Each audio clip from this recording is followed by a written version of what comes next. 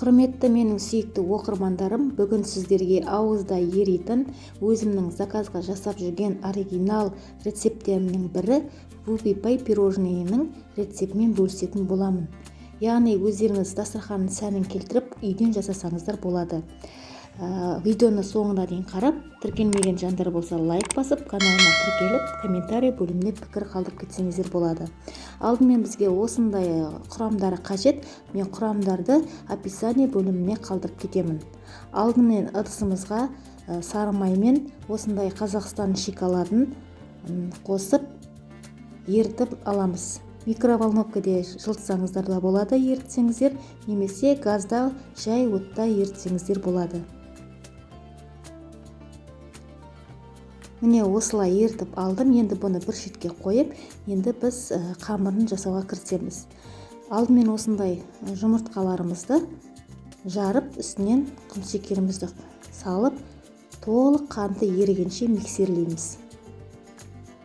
Мен өзім заказға жасағаннан кейін 2 еселеп жасадым. Егер сіздер кішкентай өздеріңізге ғана жасайтын болсаңыздар, осының тек 1 есесін ғана жасасаңыздар болады. Міне осылай аппақ көпіршік болғанша миксерлеп аламыз. Енді осыған ерітілген шоколадымызды құйып шығамыз. Міндетті түрде су қажет, ыстықтай құймаңыздар, себебі сіздің жұмыртқалы массаңыз пісіп қалуы мүмкін. Міне бізді толықтай араластырды. Енді біз құрғақ ингредиенттерді қосып аламыз. Яғни ұнымызға какао және разрыхителді қосып араластырамыз. Менде какао өте сапалы, Малайзияның какаосы. Өте сапалы түрін алсаңыздар болады. Үшеуін қосып, жақсылап миксерлеп аламыз. Ешқандай да түйіршік қалмауы керек.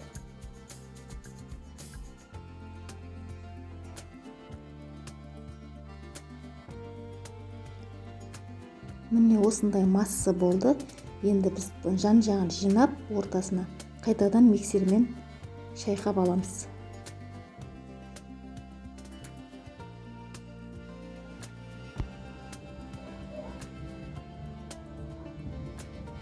Міне біздің тестомыз дайын, қыздар.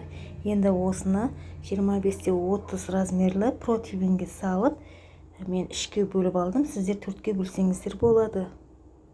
Міне осындай менде форма бар.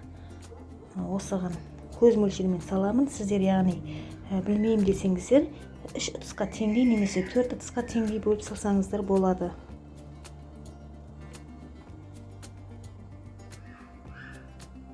Осындай спатуланың көмегімен барлығын жайып тегістеп аламыз. Және 180 градуста қызып тұрған пеште 7-10 минутта пісіріп аламыз. Егер сіздердің пештеріңіз тез қызатын болса, 5-7 минутта пісіп шығады. Міне қыздар, біздің корждарымыз осындай нәзік, қалың болып шықты. Яғни әдемі көтерілді. Енді біз осыны формаға барлығын жинап шығамыз.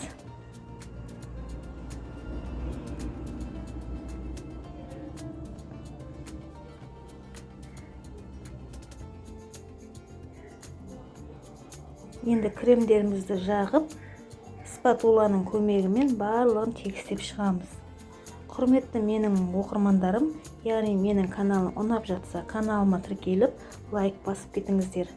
Қазақша каналдың дамуына өз үлесімді аз да болса қосам десеңіздер, каналға жазылуды ұмытпаңыздар.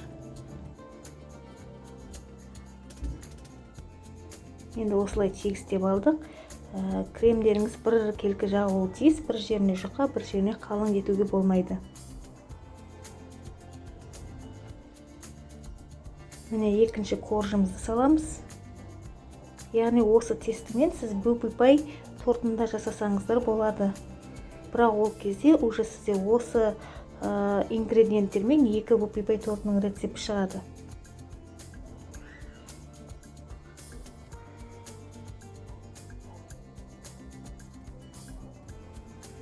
Міне үшінші коржды саламыз. Енді көбісі ойлайтын шығар, корждың бетіне кремді не үшін жағып жатыр деп. Яғни біз жұқалап қана жағамыз, себебі біздің қазір шоколадты глазурымызды құйған кезде мысалы пузырькалар бар ғой, тесік-тесіктер, соларға кіріп кетпеу үшін осы тесіктердің барлығын креммен жауып қаптап шығамыз. Яғни құпиясы осында сіздерде.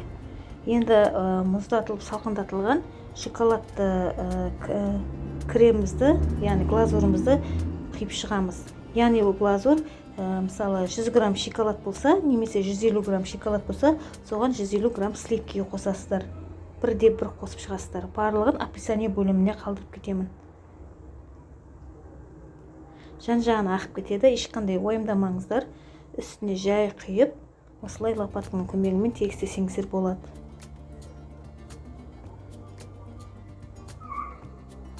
Яғни креміңіз қатпай тұрып, өзіңіз шоколадпен немесе басқа да шоколад түрлерімен безендірсеңіз болады. Қыздар, мен осындай Орео шоколадын пайдаландым. Енді сіздер өздеріңіз қандай шоколад қойсаңыздар өз еріктеріңіз, болмай жатса ягода қойсаңыздар болады. Міне барлығын осылай креміміз, яғни глазурымыз қатпай тұрып салып аламыз. Енді осыны бір күнге холодильникке немесе мұздай жерге қойып қойсаңыздар болады. Біздің пирожныйымыз дайын. Енді мен заказ жасағандықтан бір күн бұрын жасап қойдым. Міне осылай кестім. Әдемі болып шықты. Жасап көріңіздер. Сіздермен болған Кәмшат. Келесі видеомда кездескенше сау болыңыздар.